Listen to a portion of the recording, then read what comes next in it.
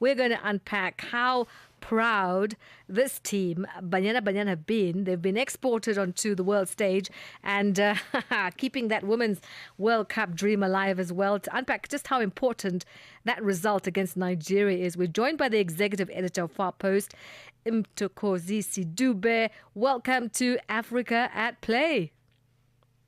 Thank you so much, Zai, and good afternoon to the listeners. Well, you can tell as South Africans, we are celebrating that victory for Banyana Banyana. I mean, this is such a statement victory, right? Not just because of the result, but because of what it says about where Banyana Banyana are right now. Yeah, look, I think it was a good result. I mean, Nigeria is one of the powers of Africa. We know of the rivalry between South Africa and Nigeria. So, I mean, getting one over Nigeria is such a huge thing. But also just to keep those hopes of qualifying for Brazil next year. I think that's very important. I think it's a tournament that South Africa needs to be part of, come 2027. So, massive result for Desiree Ellis and the girls. And I think what stood out was the composure under pressure. I mean, the team was very clutch, very matured. How did you see it? Yeah, look, I mean, going into the game, just knowing that it's Nigeria and the kind of quality they possess, I was a bit worried, but I think they handled it quite well. I think the most important thing in football is obviously take your chances. Thembi Kgatlana scoring her third goal of the tournament, and Refilwe Jane also, captain of the team, rising to the occasion and getting that all important goal. So I think they did very well. Kudos to the team, and especially the senior players, like Bambanani Mbane. Also, I mean, she's really been important for the team. Kaylin Swart as well. And then the upcoming players, So very interesting. Let's talk about those upcoming players. Are you seeing enough of the upcoming players coming through? Or should South Africans be worried about succession planning? I actually feel a lot needs to be done for women's football.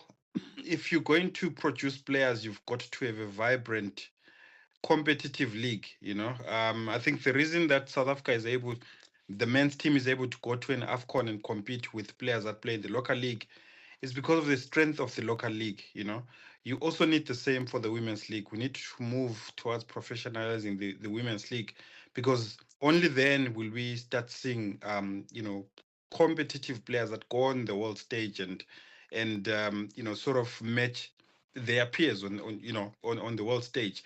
So I think a lot needs to be done in terms of that, and also in terms of development. I think I'd love to see a lot more being done. The youth national teams playing a lot of matches, because that's when you also gain that experience and you are prepared for stages like the WAFCON.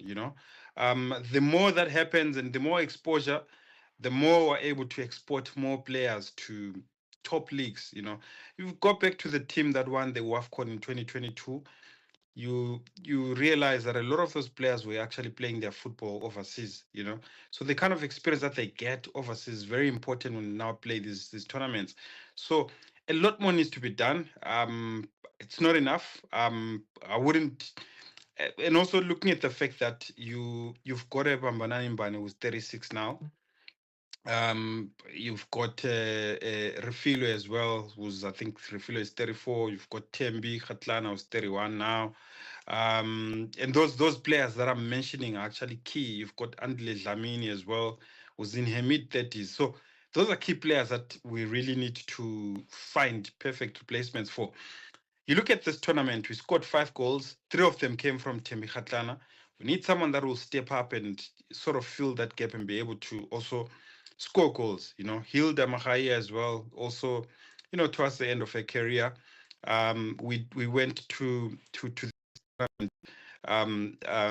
without a player that I think has been very important, Jermaine Sioposino. And you can see the gap that she's left. You wouldn't want the same situation when these players that I've mentioned have actually stepped away from international football. So a lot more needs to be done. There we go. Mthokozisi Dube, executive editor of FARPost, helping us unpack the memorable chapter in Banyana's journey, their World Cup dream, very much alive. And fans do have a reason to believe that there's more to come from this team.